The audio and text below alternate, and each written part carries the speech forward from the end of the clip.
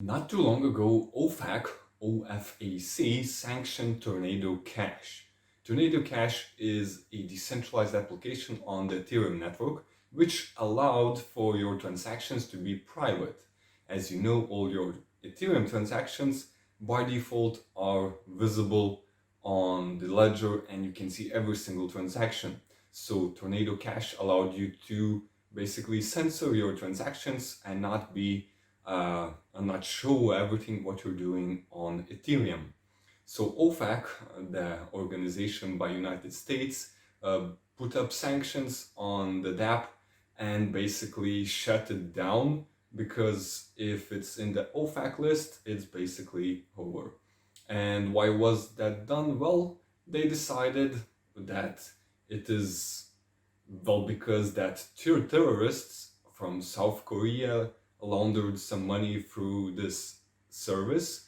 It was enough to kill the service altogether, even though people that has nothing to do with terrorism also used this app for privacy on the Ethereum blockchain. Following these sanctions, USDC by Coinbase decided to freeze assets of the USDC stablecoin of wallets that were using Tornado Cash, which means that USDC is now not a very secure stablecoin. And there were a lot of tweets of people saying that from now on you will need maybe KYC and AML procedures to use a stablecoin on the Ethereum network, which is kind of against the whole grain of decentralization. And well, it made USDC not a really good stablecoin to have. Who knows what other services might be sanctioned, and who knows how wider Coinbase decides to sanction the wallets of USDC users. So it's not the best alternative for having your value on the blockchain stored at. So knowing that, I decided to look around and see what kind of other stablecoins are out there. And by doing my research, I found out about Frax Finance. Now, to get this shorter, it is not a good alternative to USDC because it is backed by USDC itself. Though, hear it out how it all works, as it's still an interesting project. And overall, I'm going to do a review of how it works. So Frax Finance is very similar to MakerDAO if you know how it works. So there is two coins. One is the Frax stablecoin and the FXS share, which is a token that varies in value and basically is the token that accrues value from the stablecoin. And the FXS share basically is unstable in value, and it is the backing of the FXS stablecoins share, which is not backed by USDC. Their model is that you are not backing the whole value of the stablecoin. Like, for example, for USDC, you have $8 in a bank and it is fully backed by dollars. And with Frax stablecoin, you have USDC, and then you have a smart algorithm that's working on the chain that balances the stablecoin.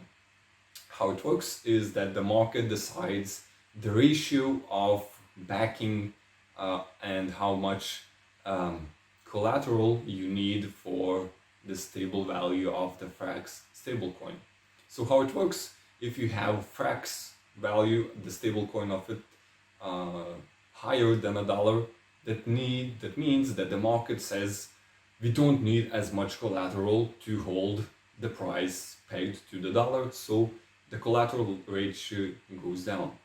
If it's 99 cents, damn, that's low, we need more collateral to get back to the peg. So it's a balancing act, and on the Frax analytics, you can see the collateral ratio on different times.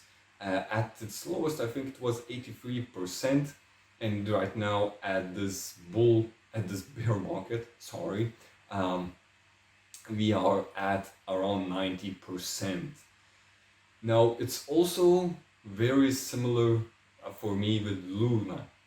Luna was also an algorithmic stablecoin, though it didn't have as much backing with real stablecoins, though they did try to do that at the end of their existence, yeah, if we can call that. They started to buy some reserves with stablecoins, with bitcoins, etc. But they got hacked by doing a major bank run. And though it's not a video about Luna, but something similar is probably possible on the Frax stablecoin as well.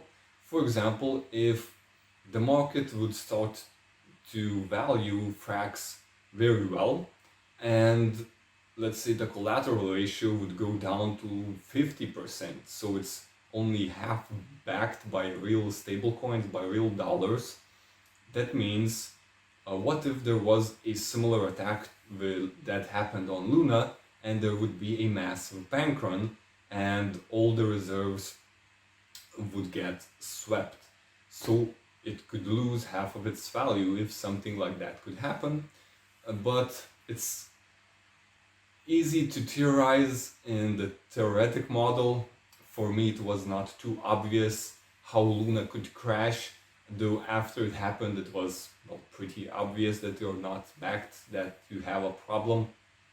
So yeah, it's really going to be a test of time how they are going to manage crisis when they appear.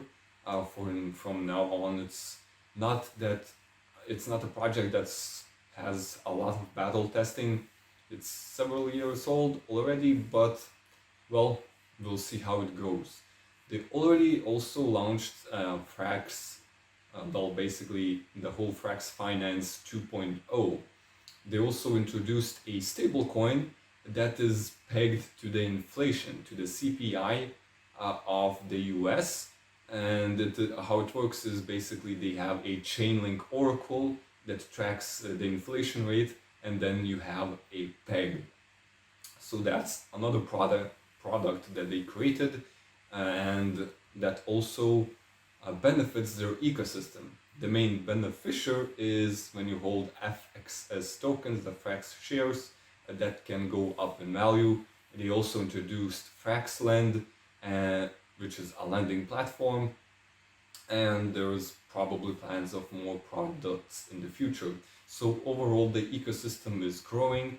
The community is not that big, but it does have a pretty decent sized community for a project this size at its current market cap.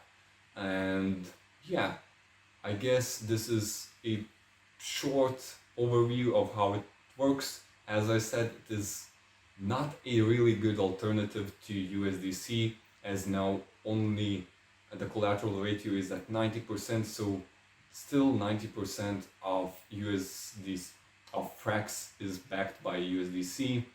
They are planning to have other stablecoins as backing, but yeah, that's still very similar to DAI stablecoin and the MakerDAO, which is also backed a lot by USDC, and not a really good alternative to USDC, as if Coinbase decides that if you're using USDC or these Frax shares or DAI, they are still interlinked, and you're not mitigating that risk at all by using these stablecoins.